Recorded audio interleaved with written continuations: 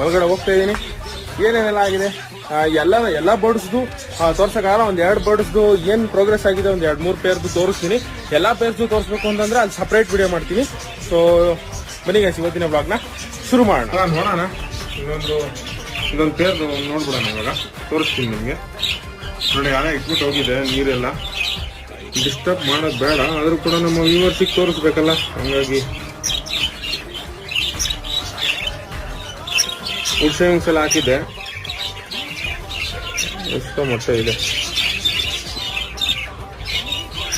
ಇದೆ ಕೌಂಟ್ ಮಾಡ್ಕೊಳ್ಳಿ ಗೈಸ್. ನಾನು ನೋಡಲಿಲ್ಲ ಜಾಸ್ತಿ, ಯಾಕೆಂದರೆ ಈ ಸ್ವಲ್ಪ ನೋಡಿ ಎಲ್ಲ 1 ನಿಮಿಷ ಆಚೆ ಬರ್ತಾರೆ ಗೈಸ್, ಆಮೇಲೆ ಓಡೋಗ್ಬಿಡ್ತಾರೆ.